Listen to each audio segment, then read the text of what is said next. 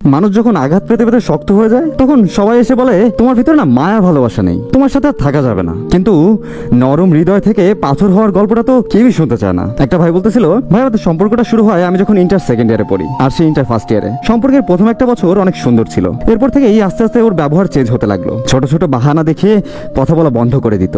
আর এদিকে আমি সারাটা দিন তার জন্য অপেক্ষা করতাম, কখন সে একটাবার কল দেবে, এই অপেক্ষায় বসে থাকতাম। কিন্তু তার আমার সাথে কথা বলার সময় হতো না। এভাবেই কেটে যায় অবহেলায় আরো একটি বছর। আমি প্রতিনিয়তই তার এসব ব্যবহারে কষ্ট পেতাম, অথচ সে কখনো এসব পাত্তাও দিত না। একটা সময় কষ্ট পেতে পেতে আমার সবকিছু সহ্য হয়ে গেল, আমিও আর কষ্ট পেতাম না। অবশ্য কষ্ট পেলেও সেটাকে আর কষ্ট মনে হতো না, কারণ দিনের পর দিন আমি তো এভাবেই কষ্ট পেয়ে আসতেছি। এরপর আমি যখন চুপচাপ হয়ে গেলাম তখন সে আমাকে বলা শুরু করলো, তুমি আমাকে আর আগের মতো ভালোবাসো না, তুমি পরিবর্তন হয়ে গেছো, তোমার ভিতরে মন বলতে আর কিছুই নেই। বললো তোমার সাথে আমার আর থাকা সম্ভব না। শুধু বললাম তুমি যেটা ভালো বুঝো সেটাই করো, তবে আমি তোমাকে আগেও ভালোবেসেছি, এখনো ভালোবাসি। তফাৎটা শুধু এটাই যে এখন তোমার দেওয়া কষ্টকে আর কষ্ট মনে হয় না, কারণ একটা বছর প্রতিনিয়তই তুমি কষ্ট দিয়ে গেছো। আমি রাতভর ফুপিয়ে ফুপিয়ে কেঁদেছি, তখন তো তুমি একটাবার আমার কাছে আসোনি, আমাকে একটাবার ভালোবেসে বুকে জড়িয়ে নাওনি। আমাকে যে আজ পাথর বলতেছো, এই পাথর তো তুমি আমাকে বানিয়েছো, নিজেই আমাকে এমন বানালে আর সেটার দোহাই দেখিয়েই ছেড়ে যাচ্ছ।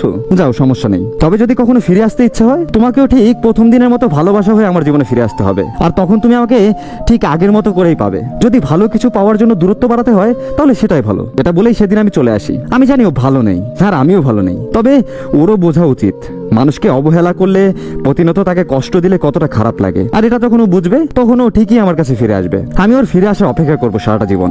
মানুষ আসলেই বোকা, তাই না? না হলে নিজেই নিজের এত বড় ক্ষতি কেউ করে? যে মানুষটা তাকে এতটা ভালোবাসে আমরা তাকে না নরম মনের মানুষ থেকে পাথর বানিয়ে ফেলি, আর দিন শেষে সে যখন পাথরে রূপান্তর হয়ে যায় তখন আমরাই আবার আফসোস করি কেন তাকে হারিয়ে ফেললাম। তাই আপনাদের সকল উদ্দেশ্যে বলবো, প্রিয় মানুষটাকে পরিবর্তন হতে বাধ্য করবেন না।